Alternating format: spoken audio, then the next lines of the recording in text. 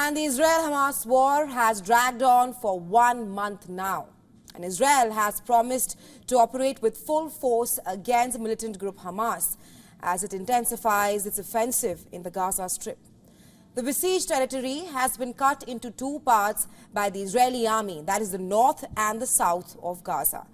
Meanwhile, Israeli Prime Minister Benjamin Netanyahu has made it clear that there can be no ceasefire without the hostage release, while Hamas says that Israel bombing needs to stop for such breakthrough, indicating that there is no possible peace in sight.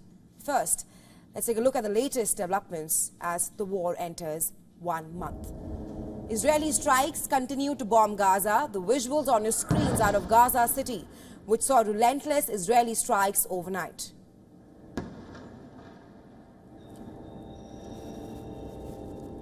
Israeli army continues to release more footage of combat activity in Gaza.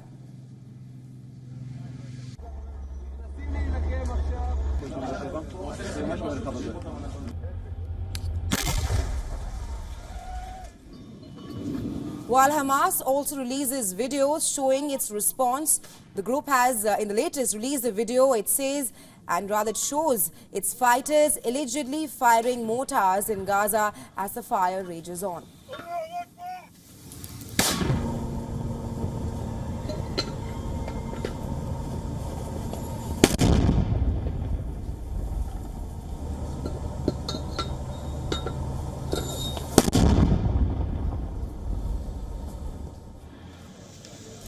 And amidst all of this, as the war enters the first month, Gazans continue to suffer under Israeli bombings. Hospitals in Gaza are flooded with injured. One of the hospitals saw more than 100 fatalities in a single day. Hamas has meanwhile claimed that another strike at Gaza's main hospital, the Al-Shifa hospital, has killed and injured many. Hamas-run health ministry says that the hospital hosts 170 injured people and hundreds of other displaced Palestinians. However, the Israeli military says that they are unaware of the strike on the Al-Shifa hospital. Israel has accused Hamas of using hospitals to conceal the military activity. Hamas has meanwhile denied all these claims. The IDF has released videos showing other sites used with Hamas.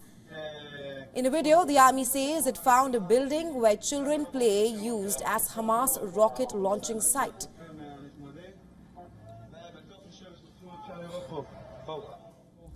While it also released a video showing a mosque turned into a rocket launching compound by the militant group Hamas. בתוך שטח הארץ, זה החשמל, והחשמל הזה נכנס עד לתוך המבנה הזה, שהוא בעצם מסגד. As the war completes 1 month, Israelis lit candles at Jerusalem's Western Wall to mark 30 days since the attack by the militant group Hamas. Relatives of those who were killed in the attack mourned the death of their loved ones.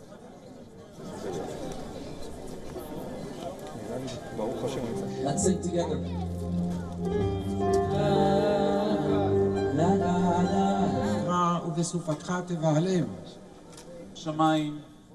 While the faces of hostages held by Hamas were projected onto the walls of Jerusalem's Old City on Monday, the eve of the 1-month anniversary of the attack. In Tel Aviv, around 100 actors from the National Theatre sat on empty beds to mark the absence of those held hostage by Hamas.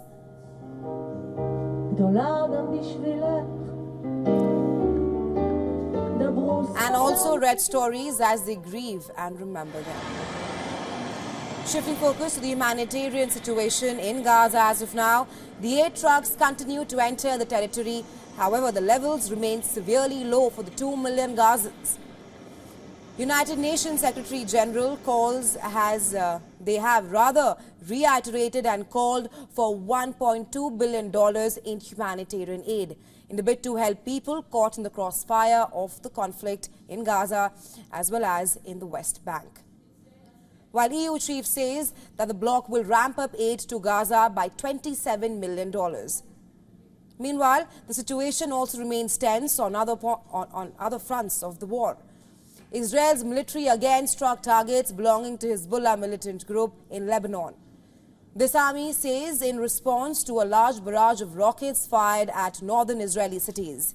Israel says its jets were attacking a broad range of targets, and the military will continue to have a significant response every time Israel is attacked.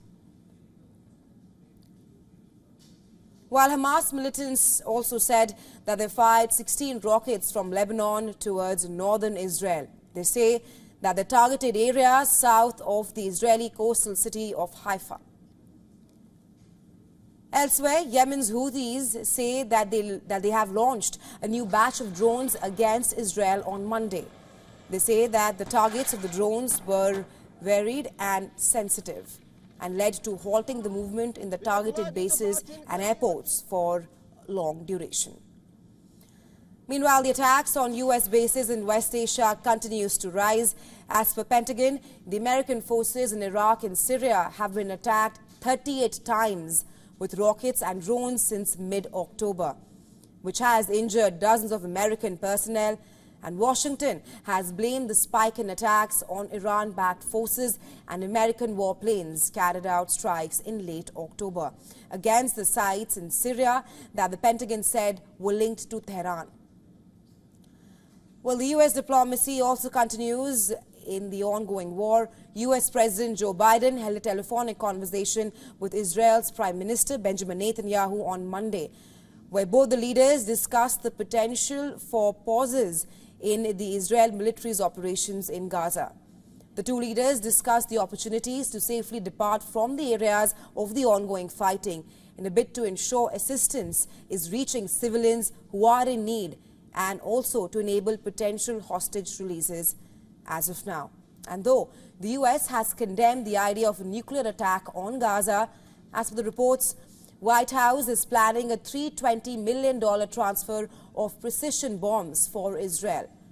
Now, precision bombing is the attempted aerial bombing of a target with the aim of maximizing target damage or limiting collateral damage. In other updates, South Africa has become the latest country to recall its diplomats from Israel.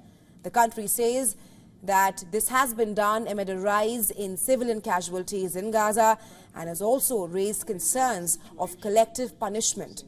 Earlier, Chile, Colombia and Jordan also recalled their ambassadors to Israel, while Bolivia announced that it is cutting ties with Israel.